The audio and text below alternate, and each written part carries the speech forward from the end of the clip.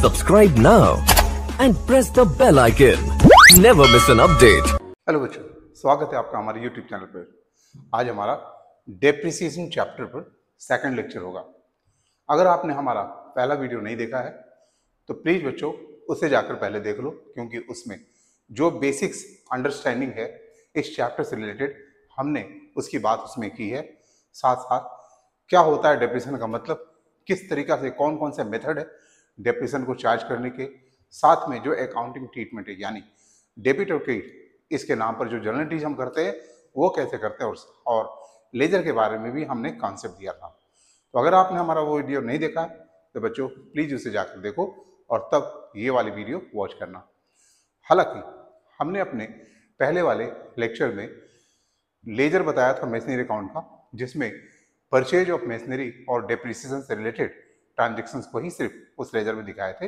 लेकिन आज के वीडियो में हम लोग बात करेंगे कि कोई मशीन हम खरीदने के बाद कभी बेचते हैं तो उसमें होने वाले प्रॉफिट या लॉस, उन सब के लिए क्या क्या एंट्री करते हैं और किस तरह से ये सारी चीजें लेजर में अपीयर होता है, और यही आपके मेन एग्जाम में आता भी है। तो चलो देर नहीं करते हैं और शुरू करते हैं।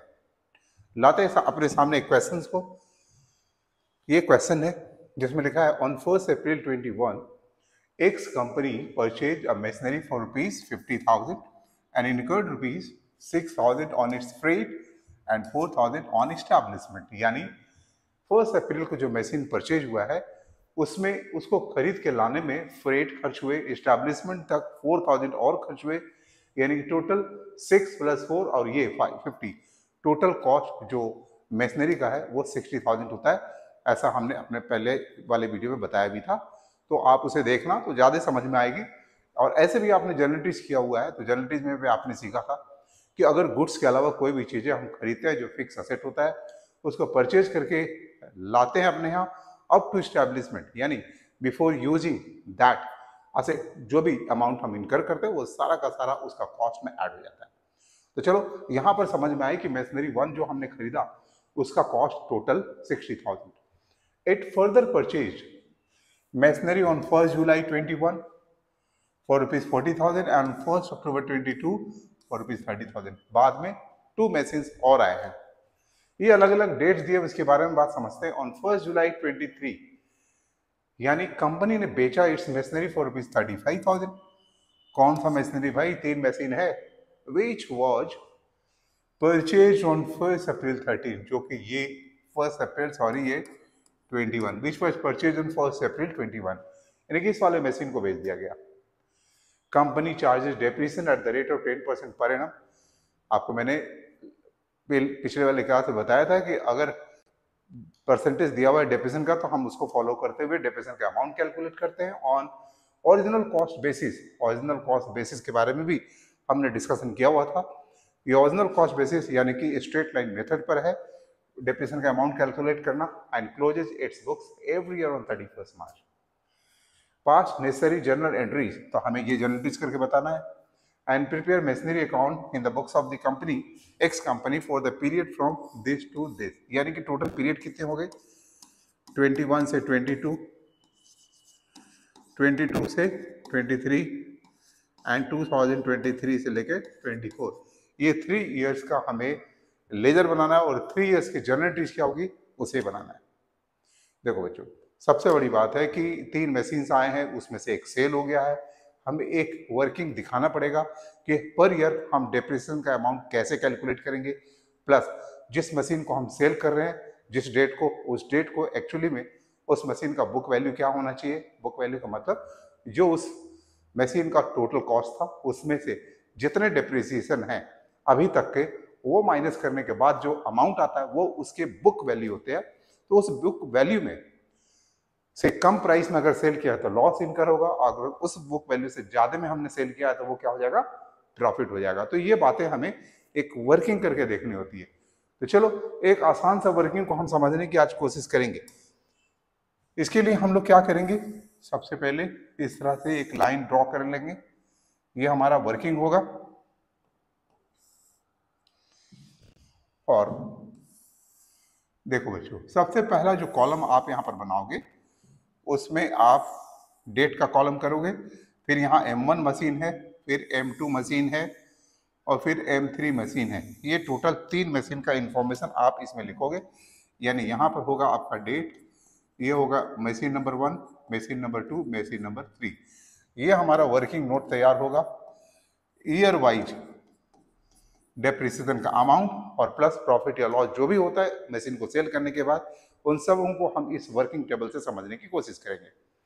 सबसे पहले डेट में हम क्या लिखेंगे, उस मशीन को लिखेंगे जो 60,000 में आया डेट के साथ। तो पहला डेट हमारे पास है 1 अप्रैल 21 और इस मशीन का कॉस्ट टोटल हो गया 60,000। देखो बच्चों, अभी क्या है हमारे पास, ये 3 ईयर्स है 21 से 22।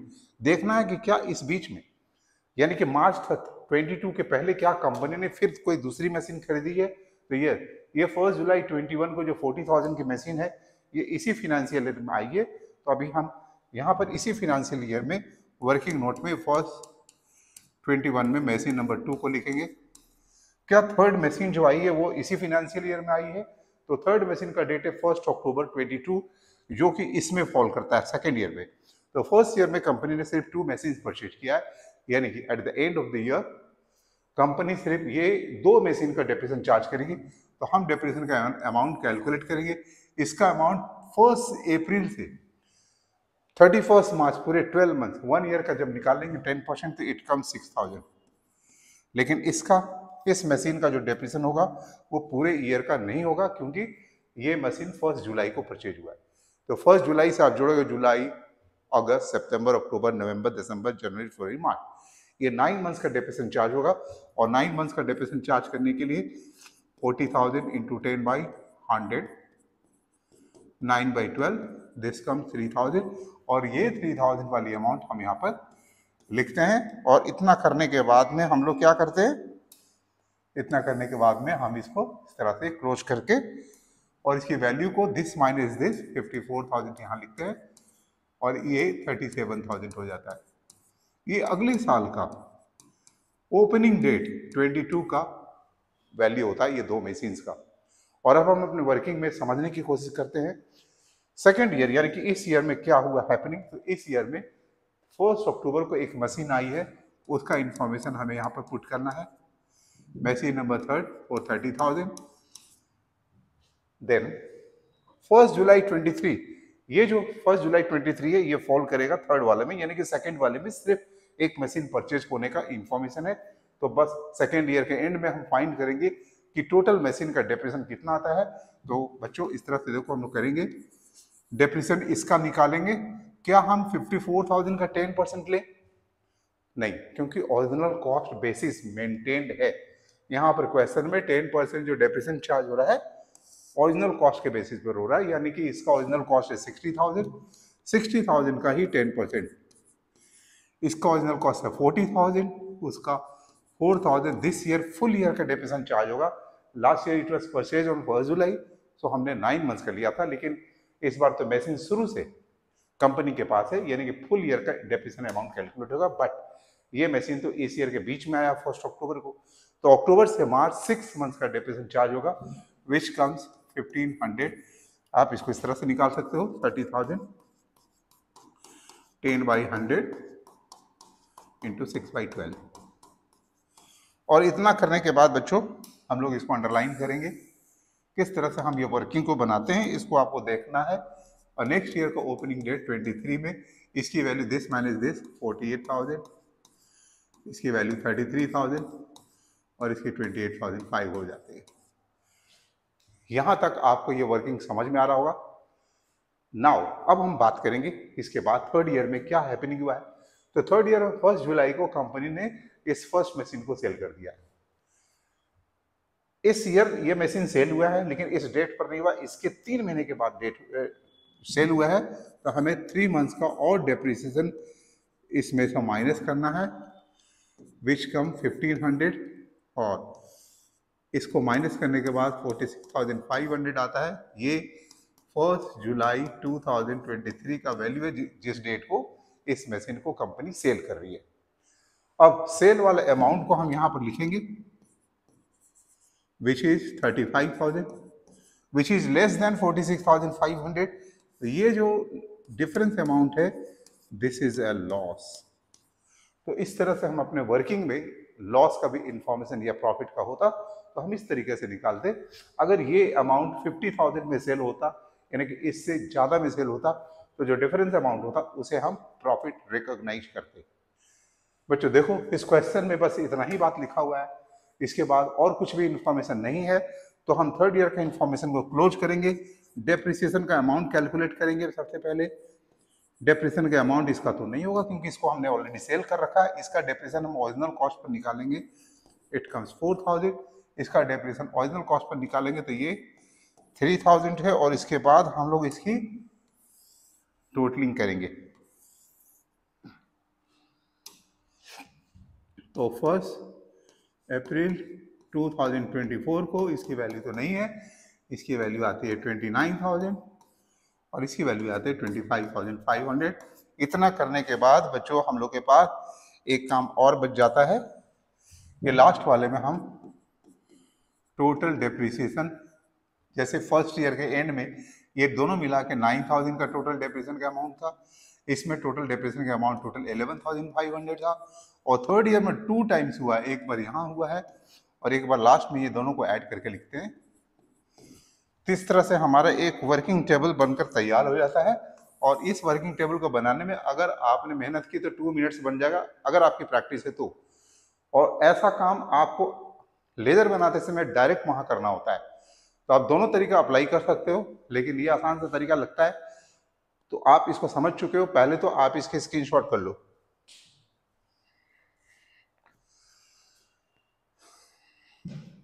देखो बच्चों, अभी हमारा क्वेश्चन में क्या बोला जाता है कि आपको जर्नल एंट्रीज पहले बनाना है। आपको क्या करना है, सबसे पहले जर्नल एंट्रीज बनाना है। तो जर्नल एंट्रीज हम करते हैं।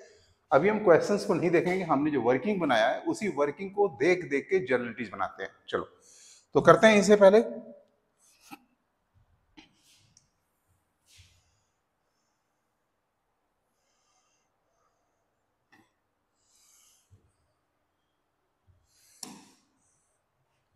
सबसे पहले हम लोग क्या करेंगे, यहां पर लिखते देखते हैं कि यहां पर फर्स्ट ईयर का इंफॉर्मेशन 3 इंफॉर्मेशन है, जिसमें ये 2 मशीन परचेज होने का है और ये ईयर के एंड में डेप्रिसिएशन इन दोनों मशीन का निकाला गया है 9,000 उसका है। तो इन दोनों के लिए हम इन सब के लिए हम क्या एंट्री पास करेंगे। 1 अप्रैल 2021 को हम लिखेंगे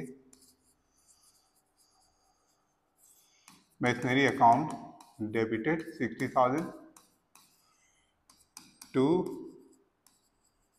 बैंक अकाउंट 60,000। अगेन हमारे वर्किंग का सेकेंड इंफॉर्मेशन है 1 जुलाई। यहां भी हम लिखते हैं machinery account debited 40,000 to bank account. चलो इस तरह से हमने ये 2 मशीन के परचेज होने का इंफॉर्मेशन को एंट्री कर लिया। इसके बाद लास्ट में लिखा हुआ है डेप्रिसिएशन। डेप्रिसिएशन हम लोग मशीन्स अगर एग्जिस्ट कर रहा है तो eight the end of the year, इसका ईयर जब एंड होगा वो डेट होगा 31 मार्च 2022। हम डेप्रिसिएशन की एंट्री ऐसे अपने पहले वाले वीडियो में हमने बताया हुआ था, depreciation account debit and the total amount 9,000 will come here to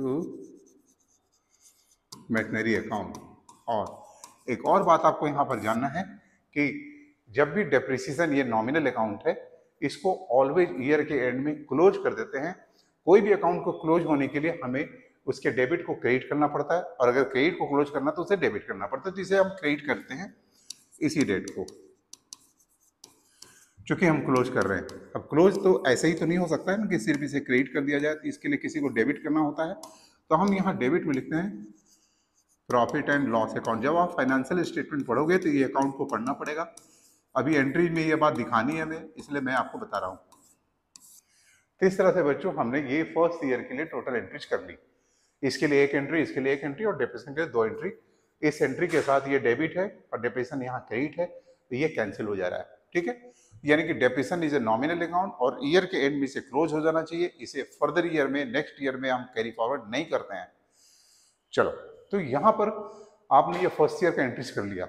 अब हम सेकेंड ईयर के लिए एंट्री करेंगे। सेकेंड ईयर में आपके पास क्या इंफॉर्मेशन है? पहला इंफॉर्मेशन तो ये है, ये तो दो मशीन का जो बैलेंसिंग फिगर है वो है। यहाँ पर इंफॉर्मेशन आता है 4 अक्टूबर को कंपनी ने एक मशीन किया है, परचेज किया 30,000 में, तो हम लिखेंगे 4 October 2022 machinery account debited to bank account 30,000। और फिर सेकेंड इंफॉर्मेशन हमारे वर्किंग में क्या है? डेप्रिसिएशन जो टोटल आता है 11,500, और ये हम इस सेकेंड ईयर का एंड डेट जो होगा 31 मार्च 2023 में लिखेंगे।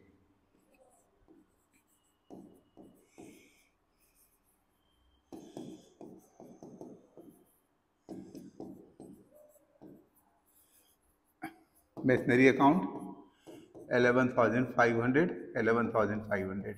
ठीक है। और फिर जैसा कि हमने क्लोज कर दिया था प्रॉफिट एंड लॉस अकाउंट में ट्रांसफर करके, तो हम शॉर्ट में लिखते हैं profit and loss account debited 11,500 to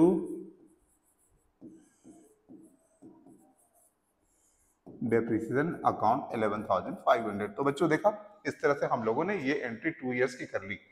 अब हम थर्ड ईयर की एंट्री करेंगे। थर्ड ईयर में फर्स्ट इंफॉर्मेशन वो डेप्रिसिएशन है, वो भी 3 महीने के बाद, यानी कि 1 जुलाई को। तो हम 1 जुलाई को ये एंट्री करेंगे।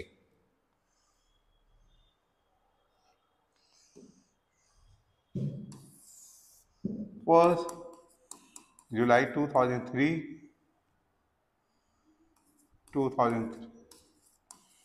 हम शॉर्ट में डेप्रिसिएशन अकाउंट लिख रहे हैं बच्चों।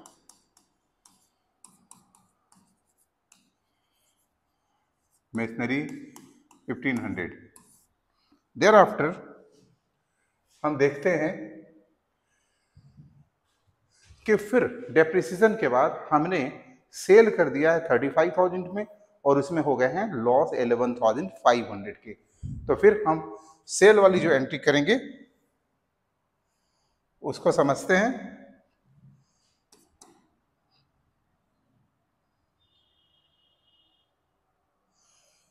फर्स्ट जुलाई 2023 सेल में बच्चों पैसे आते हैं, तो bank account debited 35,000 to machinery account 35,000। और लॉस के लिए भी हमने पहले क्लास में आपको एंट्री करके बताया था, वो एंट्री होगा loss on sale of machinery account debited 11,500 to machinery account. और जब प्रॉफिट होता है तो प्रॉफिट में मशीनरी को डेबिट करते हैं एंड प्रॉफिट को क्रेडिट करते हैं। ये हमने अपने पहले वीडियो में आपको करके दिखाया था। क्योंकि ये मशीन का सेल और लॉस, ये दोनों में आप एंट्री में एक कॉमन बात क्या देख रहे हो कि मशीनरी दोनों में क्रेडिट है। तो आप इसके लिए कंपाउंड एंट्री बना सकते थे, bank debit loss on sale of machine debit to machinery account. एक कंपाउंड एंट्री इसमें बनाया जा सकता था। लेकिन अगर यही प्रॉफिट का सिचुएशन होता तो प्रॉफिट में मशीनरी डेबिट होता है, इसलिए प्रॉफिट के केस में हम सेल और प्रॉफिट दोनों की एंट्री एक साथ नहीं लिखते हैं, उसके लिए अलग अलग एंट्री पास की जाती है। तो यहां तक बच्चों आपको समझ में आया। नाउ अगला इंफॉर्मेशन हमारा डेप्रिसिएशन का है। At the end of the year 31 March 2024 depreciation account debited 7,000 to machinery account. और at the end of the year हम डेप्रिसिएशन को क्लोज करते हैं प्रॉफिट एंड लॉस में ट्रांसफर करके। तो लिखते हैं entry profit and loss account debited, यहाँ 7,000 और पहले का 1,500, टोटल डेप्रिसिएशन को हम ट्रांसफर कर देते हैं प्रॉफिट एंड लॉस अकाउंट में। तो देखा बच्चों कैसे हम लोगों ने ये सारी जर्नल एंट्रीज बना ली। तो आप इसकी स्क्रीनशॉट करके एक बार रख लो। मैं इसको थोड़ा सा शॉर्ट कर देता हूं ताकि आपको एक साथ दोनों चीजें समझ में आ जाए। चलो बच्चों आप इसे एक बार स्क्रीनशॉट कर लो। नाउ ये वर्किंग टेबल बड़ा हेल्पफुल होता है। हालांकि लेजर बनाते समय आप चाहो तो लेजर में ही इन सारे कैलकुलेशन को दिखला सकते हो। हम अगले वीडियो में आएंगे और बात करेंगे कि लेजर में भी ये सारी वर्किंग को दिखाया जा सकता है और एक सेपरेट तरीके से भी हम इसे बना सकते हैं। बाद में आप फील करोगे कि ये सेपरेट तरीके से बनाना आपके लिए थोड़ा आसान सा हो जाएगा, क्योंकि जब अभी तो सीधा सीधा अमाउंट है, इसीलिए आपको कोई ज़्यादा परेशानी नहीं है, लेकिन ज़्यादा अमाउंट में कुछ कैलकुलेशन मिस्टेक होने की चांसेस होती है। तो ये वर्किंग टेबल बड़ा सुटेबल होता है। फिलहाल अब हमारा जो क्वेश्चन का पार्ट था कि जर्नल एंट्रीज बनाने के बाद में इसके लेजर बनाना, मैसनरी अकाउंट बनाना, तो देखो बच्चों, आपको पता है कि मैसनरी अकाउंट इस सारे एंट्री में कभी डेबिट हो रहा है, कभी क्रेडिट हो रहा है। तो हम जर्नल एंट्रीज को देखकर कैसे बनाते हैं लेजर, उसको समझते हैं। जैसे हमारा ये पहला एंट्री है 1 अप्रैल का, मैसनरी अकाउंट डेबिट आ रहा है, तो मैसनरी अकाउंट के लेजर जो बनाएंगे उसके डेबिट में हम लिखेंगे टू बैंक 1 अप्रैल को।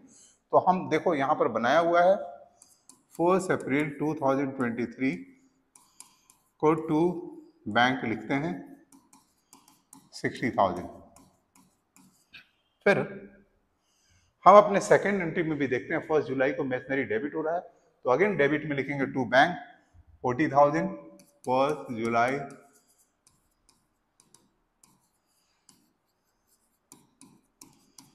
40,000। अपने थर्ड एंट्रीज में हम देखेंगे मैसनरी अकाउंट क्रेडिट में आ रहा है, तो हम क्रेडिट साइड में इस डेट को लिखेंगे बाई डेप्रिसिएशन अकाउंट, और वो भी अमाउंट है 9,000। तो 31 मार्च 2022 बाई डेप्रिसिएशन अकाउंट 9,000। अपने फोर्थ एंट्री में जब हम आते हैं तो यहाँ देखते हैं कि profit and loss to depreciation है, यहाँ मैसनरी अकाउंट नहीं है। ये टोटल 4 एंट्रीज हमने फर्स्ट ईयर में करे थे, सेकेंड ईयर का स्टार्ट होगा बाद में। तो पहले तो हम फर्स्ट ईयर का लेजर जो है मैसनरी अकाउंट का उसे क्लोज करते हैं। तो उसको क्लोज करने का तरीका ऐसा हमने लास्ट वाले वीडियो में बनाया था। ये दोनों के टोटल ज्यादा इधर कम है, तो इस डेट को, ये लास्ट डेट है, इस डेट को हमें यहाँ लिखना पड़ता है बैलेंस CD, और इस तरह से हम इसके ठीक सामने पहले तो इसकी टोटल कर लेते हैं और फिर इसमें से इसको माइनस करते हैं। 91,000 का बैलेंस CD का अमाउंट को अगेन दिस साइड भी शो करते हैं। ये लेजर का काम तो आपने बच्चों पहले ही सीख लिया है। 1 अप्रैल 2020, आई थिंक ये 23 नहीं था, इट वाज 21 और ये 22 है। ठीक है, अभी सही है।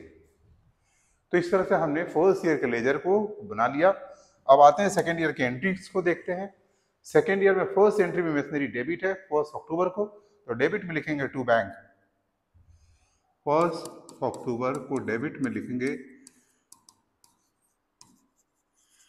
To bank account 30,000। और नेक्स्ट एंट्री को देखते हैं। नेक्स्ट एंट्री में इसके बाद ये है, यहाँ मैसनरी क्रेडिट है, तो क्रेडिट में लिखेंगे बाई डेप्रिसिएशन 11,500 31 मार्च 2023 बाई 11,500। अपने थर्ड एंट्री, फर्स्ट सेकंड तो हो गया, थर्ड में यहाँ पर मैसनरी अकाउंट नहीं है, तो इसके लिए हम वहां कोई पोस्टिंग नहीं करते हैं। नाउ इसके बाद तो थर्ड ईयर की एंट्री है, यानी कि सेकंड ईयर की टोटल एंट्री हमने पोस्ट कर ली। तो अब सेकंड ईयर को क्लोज करेंगे, बैलेंसिंग अमाउंट निकालेंगे, दिस साइड इज ग्रेटर, तो पहले तो इधर की टोटलिंग कर लेंगे हम लोग।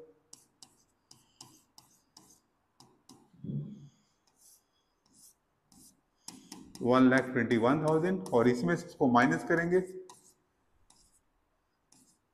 1,09,500 31 मार्च 2023 1,09,500 टू बैलेंस BD 1 अप्रैल 2023। तो इस तरह से हमने 2 साल का तो हम लोगों ने कंप्लीट कर लिया। अब हम लोग बात करते हैं कि थर्ड ईयर का लेजर हम कैसे बनाएंगे। चलो इसको भी समझते हैं। सबसे पहले जर्नलिटीज पे आते हैं। थर्ड ईयर का जर्नलिटीज टोटल यहाँ से यहाँ तक लिखा हुआ है। अपने फर्स्ट एंट्री में मैसनरी है क्रेडिट में, वो भी 1 जुलाई को डेप्रिसिएशन के नाम से, तो हम क्रेडिट में लिखेंगे 1 जुलाई 2023 बाई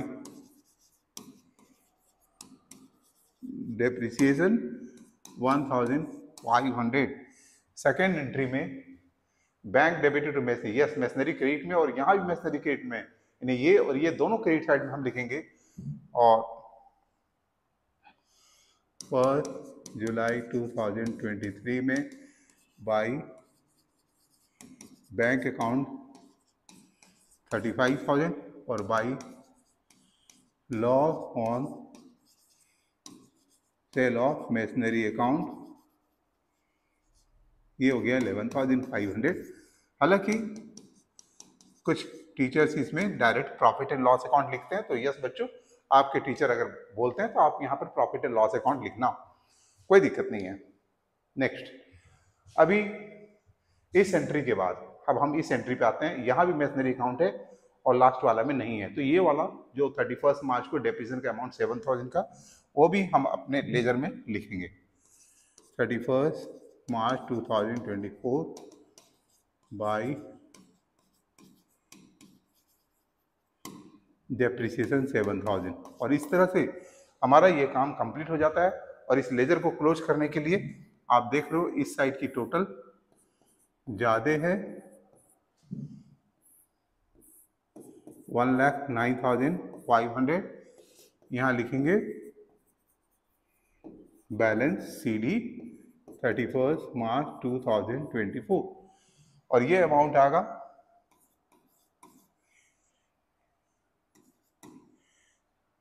54,500 और यहाँ लिखेंगे, ये लाइन यहाँ आ जाएगा 1 अप्रैल 2024। तो इस तरह से हमारा लेजर बनकर तैयार हो जाता है बच्चों। आप इसकी स्क्रीनशॉट कर लो।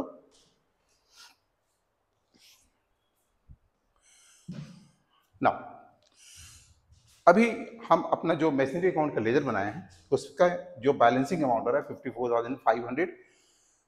कहीं अगर हम लोग यहाँ कैलकुलेशन मिस्टेक कर देते तो हमें कैसे पता चलता? तो देखो, ये जो अमाउंट है 54,500, ये हमारा वर्किंग में जो हमने वर्किंग बना के रखा है, आप इसको और इसको, ये जो दो मशीन का फाइनल वैल्यू, अगर इसको आप ऐड करके देख रहे हो तो ये 54,500 आ रहा है। इसका मतलब वो लेजर जो बना है बिल्कुल करेक्ट है। तो बच्चों, कोई कंफ्यूजन नहीं, इस तरह का वर्किंग को बनाने की आपको प्रैक्टिस करनी चाहिए। हम अगले क्लास में आएंगे और ये भी बताएंगे कि बिना इस वर्किंग को बनाए हुए भी हम कैसे बनाते हैं, और आपको डिसाइड करना है कौन सा वर्किंग आपके लिए आसान होने वाला है। चलो, अगर हमारा ये वीडियो अच्छा लगता हो तो इसे लाइक करें, हमारे चैनल को सब्सक्राइब करें बच्चों, और दोस्तों में तो शेयर करना नहीं भूलें प्लीज। मिलते हैं अगले वीडियो में। Till then take care and bye.